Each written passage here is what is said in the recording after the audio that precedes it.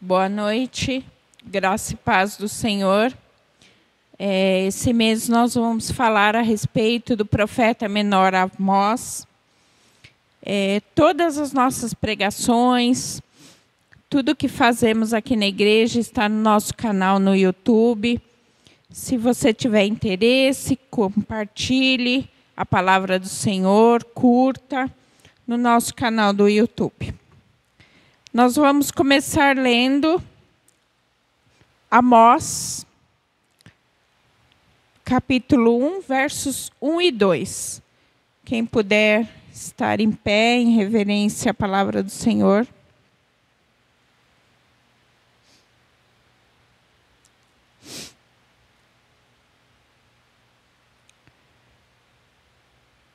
Amós 1, versículo 1 diz assim: palavras que em visão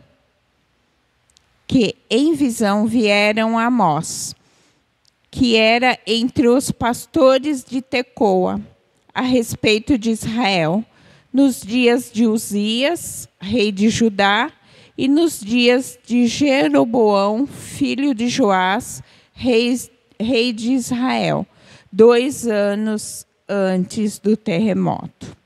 Ele disse: o Senhor rugirá de Sião e de Jerusalém fará ouvir a sua voz.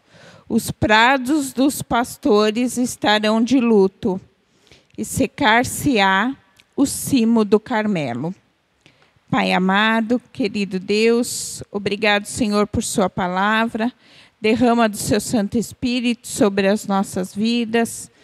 Me ajuda, Senhor, esteja comigo nesse momento agora da sua palavra a respeito de Amós, e esteja também, Senhor, com cada irmão aqui, que o Senhor dê discernimento a cada um que está aqui. Louvado e engrandecido seja o seu nome, em nome de Jesus. Amém. Pode sentar. O profeta Amós, ele foi levantado por Deus para profetizar juízo a respeito da infidelidade do povo. Ele é o próprio autor do seu livro, né? E Amós significa carregador de fardos. Esse próprio ministério dele, na verdade, ele não é um profeta por ministério, mas Deus deu uma visão para ele a respeito de algumas nações. E ele, então, esse nome vem disso, porque ele levou juízo, o juízo de Deus para algumas nações. Então, Amós significa carregador de fardos, que não deixa de ser um fardo, anunciar o juízo para algumas nações. Ele também é chamado do profeta da justiça de Deus, porque justamente isso que eu falei, ele trouxe a profecia de juízo para várias nações. Ele viveu no século 8, no reinado de Uzias, como ele fala, em Judá, e no reinado de Jeroboão em Israel. Mais ou menos 750 a.C., e ele viveu na mesma época, mais ou menos também, de Oséias e Isaías, só que ele é um pouco mais velho. Então, diríamos assim, que veio primeiro as profecias de Amós, depois Oséias e depois Isaías. Mas é tudo mais ou menos na mesma época. Tá? Bom, ele diz que ele teve visões e ele se localiza antes do grande terremoto. Esse terremoto ele foi memorável, no reinado de Uzias. Então, falam-se bastante desse terremoto que teve. nesse reinado de Uzias, aproximadamente 765 antes de Cristo. E esse terremoto, ele foi lembrado por Zacarias. Então, no livro de Zacarias, se fala desse terremoto. E o Zacarias fala como se fosse desse terremoto como um ato de julgamento de Deus. Amós foi um homem simples, pastor de ovelhas, né, boiadeiro e coletor de sicômoros. Sicômoros. Esses sicômoros são figos, né? Aquela região de Israel é muito comum figo. Mas por que eles chamam de sicômoros? Porque a gente poderia dizer, na linguagem de hoje, né, que são figos numa segunda linha. Então, não são os figos nobres. Então, eles colhiam para eles mesmos consumirem, né? Então, ele era um coletor de sicômoros também. Ele era de Tecoa, né? Essa Tecoa é uma aldeia próxima, mais ou menos 16 quilômetros de Jerusalém, e ela está a 9 quilômetros de Belém. Ele, como eu já disse, não é considerado profeta de profissão, né? Porque naquela época existiam profetas de profissão. Ele recebeu, né, como cristão, né, como crente que era em Deus, né, como israelita, as visões a respeito do juízo. Ele não tinha nenhum contato com a escola religiosa da época, mas, nesse momento, a gente vê como Deus usa as pessoas que Ele quer, né? Então, ele conhecia Amós, sabia que Amós era um homem temente a Ele, então, ele usou a vida de Amós para trazer esses juízos. Amós profetiza juízo e castigo, como eu disse, a diversas nações. Eu vou citá-las: Síria, Filístia, Tiro, Edom, Amon, Moabe, Judá e Israel. Todas essas nações são condenadas pela forma desumana que eles lidavam com as pessoas. Tá? A gente lendo Amós, principalmente capítulo 1 e 2, onde ele fala de todos os juízos a respeito dessas nações, toda vez que ele vai começar a falar para uma nação, ele diz: por causa das suas 3 transgressões, mais a 4ª. É interessante isso, né? Porque nesse momento nós vemos que Deus, ele é paciente, né? Ele quer ver o nosso arrependimento. Então, pecamos, claro que pecamos. Fazemos algumas transgressões? Sim. Mas ele vai esperando para ele trazer o juízo. Então, aqui é muito claro quando ele diz, ele espera a primeira vez, ele espera a segunda vez, e ele espera a terceira vez. Na 4ª, aí não tem jeito, aí ele vem com a ira dele. É engraçado porque eu lembrei que a gente faz isso com as crianças, né? Estou falando para você a primeira, a segunda, a terceira. Olha como tem um fundo nisso, né? Então, a primeira vez você pode parar, a segunda vez você ainda pode parar, na terceira vez. Agora, a partir da 4ª,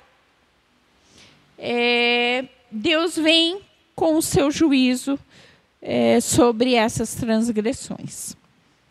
Eu quero ler com vocês Amós, desculpa, gente, Jó 33.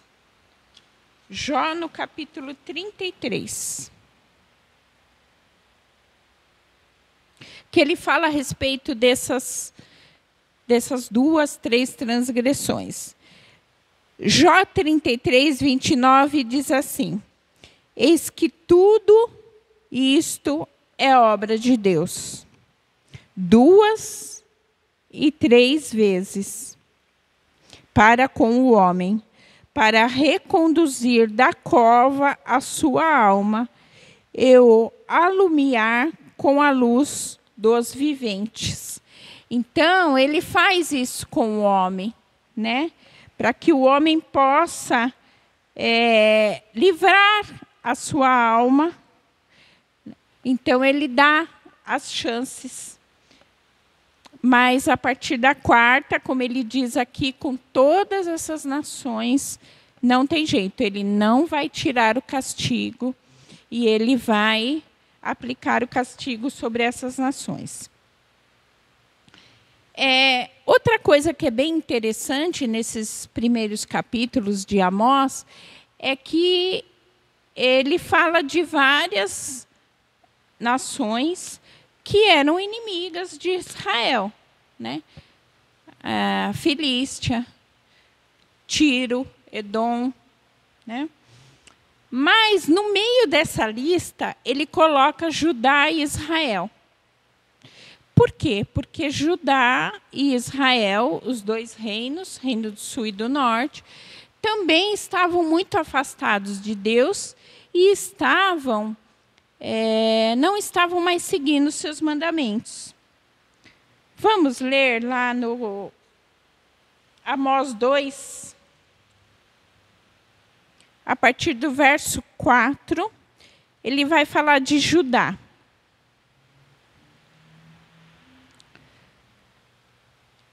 Amós 2,4. Assim diz o Senhor, por 3 transgressões de Judá e por 4, não sustarei o castigo, porque rejeitaram a lei do Senhor e não guardaram os seus estatutos.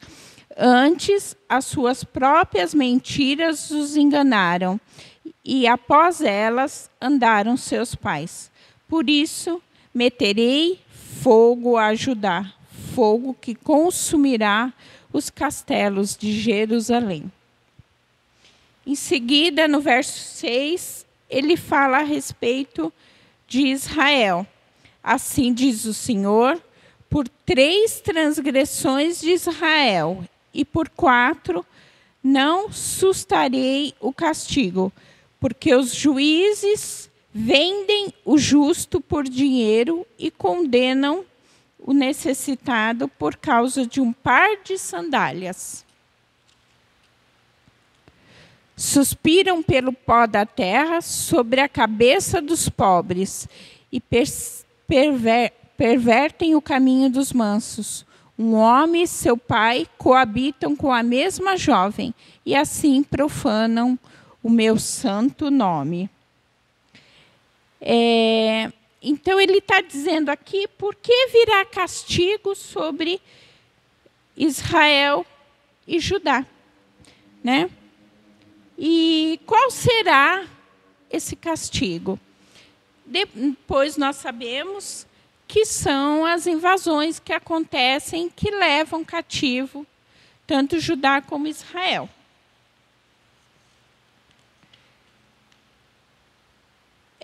Eu queria comentar com vocês assim, lendo Amós e estudando Amós, é interessante a gente ver o caminhar, né, da profecia dele, e que assim, aí fica pensando, o ser humano, né, enquanto humano, ele é muito falho, ele erra, né? Mas o Senhor, ele é longânimo conosco, né? Então, quando ele diz aqui, 3 transgressões, a partir da 4ª castigarei. Então, ele está dando chance a cada um de nós, né? Do arrependimento, de se voltar para ele, né? Mas, se isso não acontecer, com certeza virá o juízo. E o mais interessante de tudo isso, que nessa lista que ele fez, né, das nações, Tiro, Filístia, Moabe, Edom, Amon, nesse meio está Judá e Israel. Quem é Judá e Israel? É o povo escolhido de Deus, né? Mas eles transgrediram tanto, eles se afastaram tanto de Deus, que eles entraram para a lista dos inimigos, né? Então, o Senhor vai vir, né, com o seu castigo, com o seu juízo, também sobre Judá e Israel. Porque, principalmente, Judá e Israel conhecem a Deus, né, sabe dos seus mandamentos, mas estão afastados. Amém? Vamos orar? Pai amado, querido Deus, obrigado, Senhor, por sua palavra. Obrigado, Deus, porque nós sabemos o quanto o Senhor é longâmino, é tardio em irar-se, que cada um de nós, Senhor, que podemos, sim, em algum momento falhar, mas que possamos, Pai, estar sempre com os olhos voltados para Ti, nos arrependermos, Senhor. Obrigado, Deus, por tudo que o Senhor tem feito na nossa vida, Senhor. Por todos os seus filhos, por todas as famílias dessa igreja, louvado e engrandecido seja o seu nome. Obrigado, Senhor, por sua paciência conosco e infinitamente pelo seu amor.